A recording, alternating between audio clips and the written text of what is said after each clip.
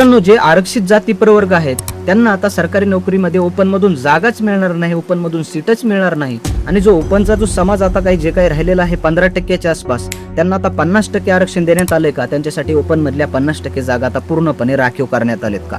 ह्या गोष्टीवर खूप जास्त महाराष्ट्रामध्ये भरम पसरवल्या जात आहेत. सरकारने एक नियम आणला की ज्याच्यामध्ये काही विद्यार्थ्यांना कास्टमधल्या आता ओपन मध्ये सीट मिळणार नाही. पण नेमकं सत्य काय आहे आणि खोटं काय आहे मी तुम्हाला 2 मिनिटांमध्ये सांगतो. व्हिडिओ शेवटपर्यंत बघा. मित्रांनो, पहिला प्रश्न आहे की प्रत्येक जाती प्रवर्गाला आरक्षित ओपन मधली सीट मिळणार नाही का? तर असं नाही, ओपन मधली सीट मिळणार आहे. सीट कधी मिळणार नाही त्याच्यामध्ये काही नियमामध्ये बदल केले. जसं की उदाहरण देतो तुम्हाला एक. असं म्हणा की एखादी परीक्षा आहे आणि त्याची वयाची अट ओपन मध्ये 30 वर्ष आहे आणि तुमचं एखादा ओबीसी मधला समजा मुलगा आहे त्याचं वय 32 वर्ष आहे, तर तो ओबीसी मधून 32 वर्षाचा देखील परीक्षा देऊ शकतो. पण ती परीक्षा ओपन मधला मुलगा देऊ शकत नाही, कारण त्याच्यासाठी वयाची अट फक्त 30 वर्ष होती. मग ज्या वेळेला तुम्ही तुमच्या कास्टमध्ये त्यांनी 32 वर्षाच्या ओबीसीच्या मुलांनी तो फॉर्म भरला आणि त्याचे ओपन पेक्षा जर जास्त मार्क आले, त्यावेळेला त्याला ओपनची सीट मिळणार नाही, त्यावेळेला त्याला ओबीसी मधूनच सीट घ्यावी लागेल मित्रांनो. पण जर त्याचं वय जर समजा 30 वर्षाच्या खाली असतं किंवा 30 वर्ष असतं आणि अशा वेळी त्यांनी जर परीक्षा दिली असती, त्याच्या ओपन पेक्षा जर जास्त मार्क्स असते, तर त्यावेळेला त्याला नक्कीच ओपन मधून सीट मिळाली असती.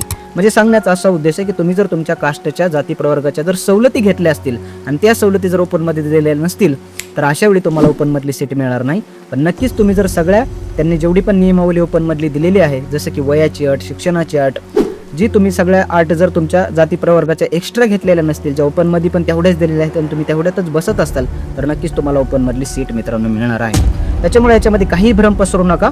एकदम हा घेतलेला निर्णय आहे तो योग्य आहे. खूप राज्यांमध्ये हा निर्णय आधीच आलेला आहे, आता महाराष्ट्र शासनाने देखील लागू केलेला आहे.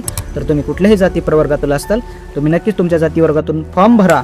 तुमचे जर ओपन पेक्षा जास्त मार्क्स असतील तर तुम्हाला ओपन मधली सीट नक्कीच मिळणार आहे. फक्त अशाच विद्यार्थ्यांना सीट मिळणार नाही ओपन मधली ज्यांचं वय निघून गेलेलं आहे. फक्त ते त्यांच्या कास्टमधून फॉर्म भरू शकतात.